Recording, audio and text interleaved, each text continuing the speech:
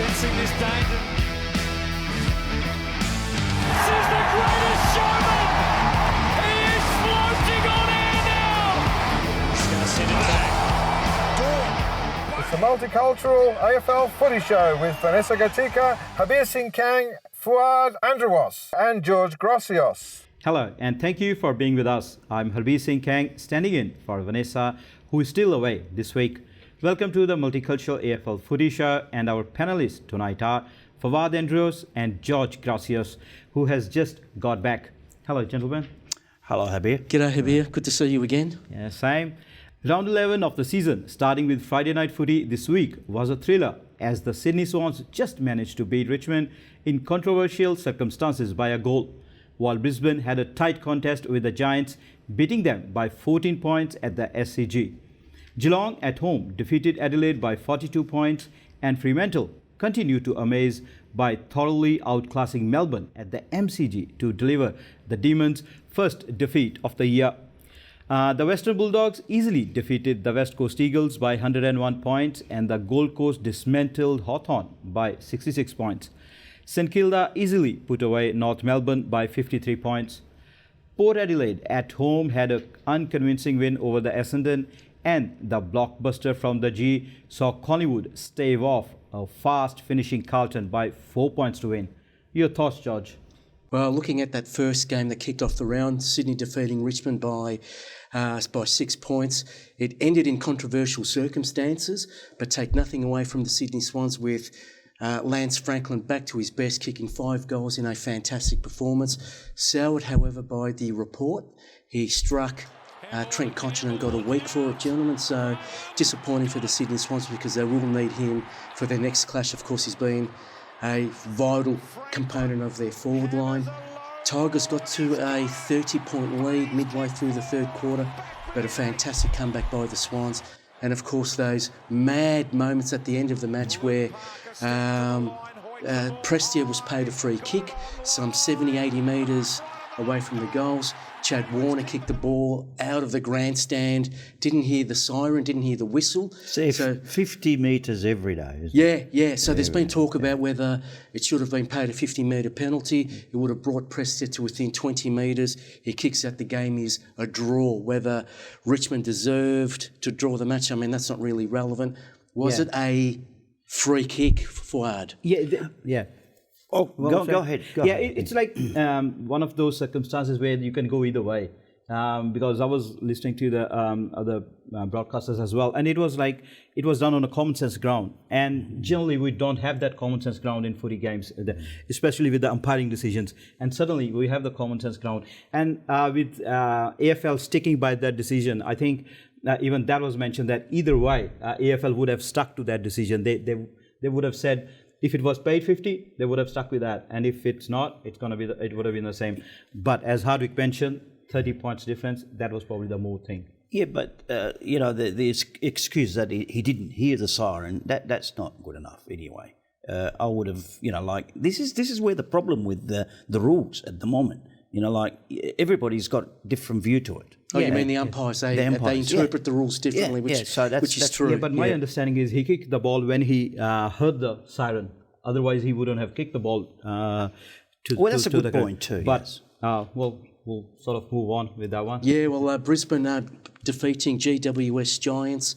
It was a tight clash. They only won by 14 points, the Lions, but they'd be very, very happy they got back to winning ways after a somewhat surprise loss to Hawthorn the week before in Tasmania.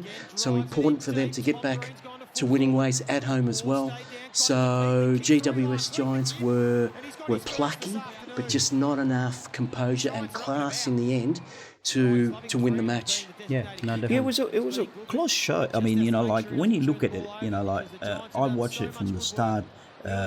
49 points to 31 in the first quarter, then 61-58. It's only 3 points to the GWS, and then 74-84 for Brisbane.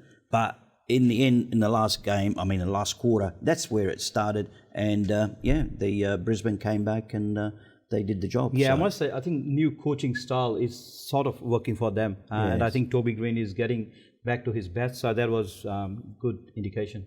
Yep, and Geelong defeating Adelaide by 47 points, a regulation win for the Cats. Adelaide, Fuad, your team, what did you make of that? Well, I mean, there's no Taylor Walker, there's no Richelli, and although the young Fogarty, he played, he scored 3 goals, but Adelaide still, I mean, they lose it in the midfield, the ruck, and then they just can't kick. Adelaide can't kick, and that's the biggest problem. I thought they were just overwhelmed in the midfield. Yes. Geelong just had first use of the ball all night. They beat Adelaide comprehensively around the packs. So Geelong too strong. Geelong, you know, like when you play Geelong at Geelong, this is not an easy game. This is basically Geelong wins most of their games in there, and Adelaide, they're not good in trouble. Definitely, and Fremantle, that was surprising, eh? But shock of the season, almost Melbourne losing finally their first match of the season. It's been a fantastic start to the season for them. It had the bubble had to burst sooner or later. Take nothing away from Fremantle, kicking the last 10 goals of the match. At one point, Fremantle were 30 points down, and it was just a fantastic second half by Fremantle. They're the real deal, Floyd. I believe they're contenders for the top 4. Yes, I agree with you, George. But we'll move right along with the Western Bulldogs thrashing West Coast Eagles by 101 points. West Coast, we talk about this every week. It's just a training run anytime a club plays against West Coast Eagles. Percentage game. Yeah. The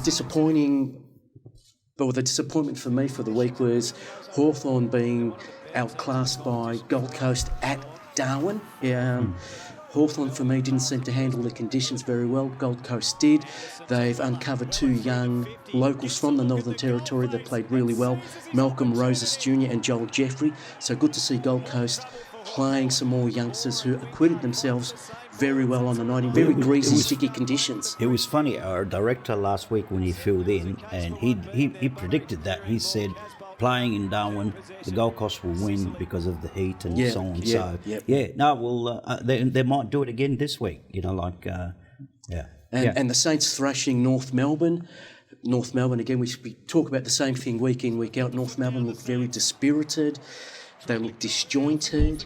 Noble, their coach, is under a lot of pressure. There's talk of players not agreeing with his tactics and his style of communication. So they're not a very happy, united team at the moment, North Melbourne. Absolutely, something is going to happen before the end of the season, Habir, because you know when you have players and not playing for you, that's pretty serious. Definitely, there needs to be a good connection. Otherwise, team is in disarray. Yeah. And what a game we had! Exactly how we expected. Collingwood versus Carlton. Some controversy there as well with a free kick that got missed by the umpire in the dying seconds of the match. Carlton, I have to really give them a lot of respect. They have showed resilience when teams have staged comebacks against them. And this time they were behind on the scoreboard in that last quarter, found some character to stage a great comeback, just weren't able to get the job done, but some very promising signs for Carlton, even with the disappointment of Jacob Wiedering hurting his shoulder. He's out for 6 weeks. That'll be a blow for the Blues. And in the other clash was Port Adelaide beating Essendon. Fuad, what did you make of that, being an Adelaide person? Well, I was just watching. I was watching the game, Carlton and Collingwood at the MCG. You know, that was a great, spectacular game, and it was great till the last minute, obviously. But I was watching on the screen as well what Port Adelaide was doing, and there at some stage there was 31 or 40 points up, and all of a sudden it became a close game, so they didn't lose by much. And we'll be back soon with our previews.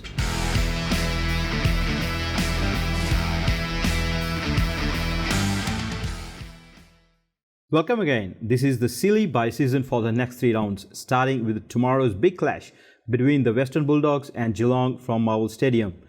What is strange though, why would the AFL play 6 games a week over 4 days? Beats me. Any of you got any idea? Well, it is very strange scheduling. You're absolutely right, Habir. 6 games for this particular first of the bye rounds. It doesn't make sense, but the AFL obviously knows better. I don't know if the clubs had any input into that. From the players' point of view, the bye is welcome. It's been a very bruising start to the season for many players. But from the supporters' point of view, having the six games and then less games the following week, it actually starves fans of footy. They love the full complement of games, and I'm sure the broadcasters do too. I think it's just becoming a culture, Habir, because what the clubs look forward to is if they have a couple of injuries and then they rest some players and so on. So they welcome that, as you said, George, because they can recharge the batteries and they just get the ball rolling again and they are fit to go for the rest of the week. Well, it works for a few teams, and then few teams have the history of not doing well after the buys, which we probably talk at some point. So we'll just get on with it. The first of the 3 bye rounds kicks off with a bang on Friday night with the Western Bulldogs take on the Geelong Cats from the Marvel Stadium. The Adelaide Crows at home play the West Coast Eagles, while Saturday late afternoon the Gold Coast Suns go head-to-head with North Melbourne. And at night, Melbourne challenge the Sydney Swans from the MCG in what will be a great game to watch. On Sunday, only 2 games because of the bye. Hawthorn hosts Collingwood in the afternoon, while the last game of the round comes from Perth as Fremantle take on Brisbane. And that will be a great game of footy to finish the round off. Fawad, want to start proceedings? Yeah, well, I reckon Western Bulldogs, your team, versus Geelong, that is going to be a great, spectacular game because 2 teams, Western Bulldogs are coming back. They're playing good football. They started to. Geelong still winning some games. And I think these clashes, if I'm not wrong, George, they're normally pretty good. They play good games, and it's unpredictable when they play each other, are they? Well, it's going to be a battle of the midfields. Josh Dunkley has been in some really good form for the Western Bulldogs of late, which is great for the brigade, the midfield brigade for Doggies, that they've got another important player to help out. Treloar has been in sensational form for the Doggies as well. So we'll see how Geelong acquit themselves. If they're playing this at the G, I'd be picking the Cats. But I'm going to tip the Doggies because their form at Marvel has been really solid over the last few weeks.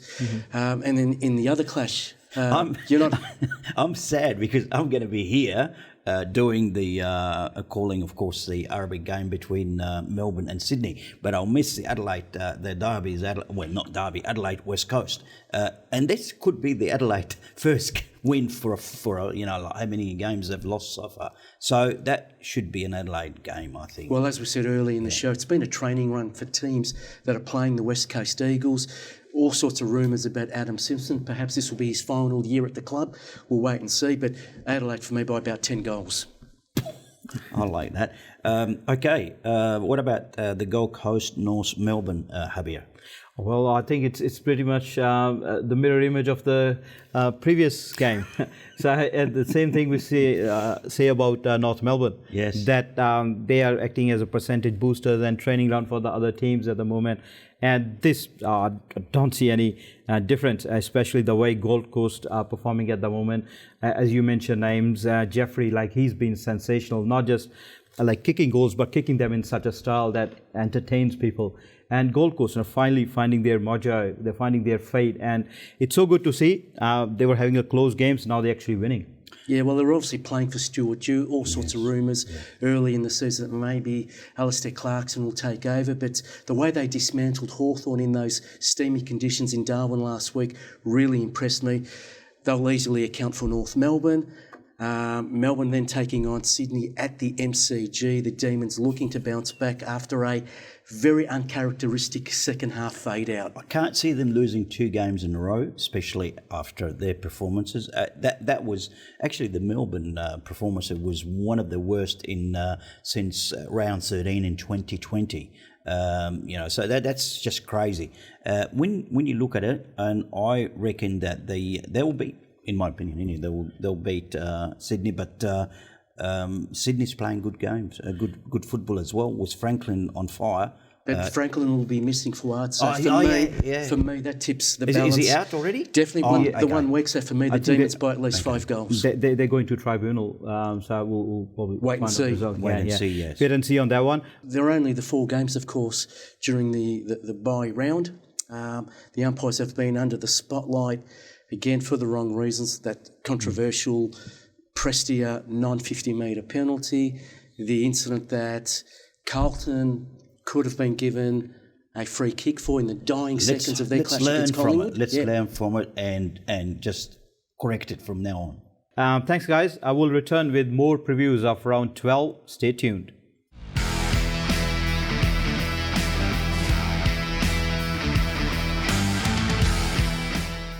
Only 2 games left to preview for Sunday. Hawthorn plays Collingwood from the MCG and Fremantle take on Brisbane Lions from Perth. What a game to finish off the round, George. Yeah, well, in the Hawthorn-Collingwood clash, I'm going to tip Collingwood. They have been brilliant the last few weeks. They had that great win against Fremantle in Perth 2 weeks ago, and that great win against Carlton last week after a fast-finishing Carlton really took it up to them. The Pies showed character and resilience. And Hawthorn, on the other hand, just the one win in the last five weeks. Yes, they had a great win against Brisbane now 2 weeks ago, but their follow-up performance against the Gold Coast in Darwin for me was very disappointing. They did not handle the conditions very well, didn't have the normal resilience and dare and adventure with their game. And if they don't bring that level of intensity against Collingwood will thrash them. They've got players in form. Jack Crisp in defence. De Goey is back to his best. Such an important player. Again, there's been talk during the week about what are Collingwood going to do in terms of a contract offer. Will they offer him a 3-year contract, a 4-year contract? How much money will they pay him?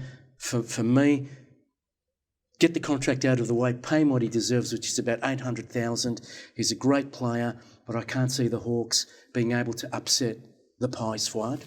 Well, I'm going to disagree with you because I know that Collingwood, they had a great performance so far, but I can't see Hawthorn losing, again after, winning 1 and 5. I think they will regroup. Being at the MCG, that anything could happen because this ground is going to have at least 80,000 minimum, and I think I'm tipping Hawthorn would do that. I don't know about 80,000 though, because I'm not very convinced with Hawks supporters at the moment that they will come with full force. Although you do have a point in that because Hawks have been up and down. So there have been a few games where they're surprisingly good. This could be that game that they bounce back against Collingwood. It's a game for Collingwood.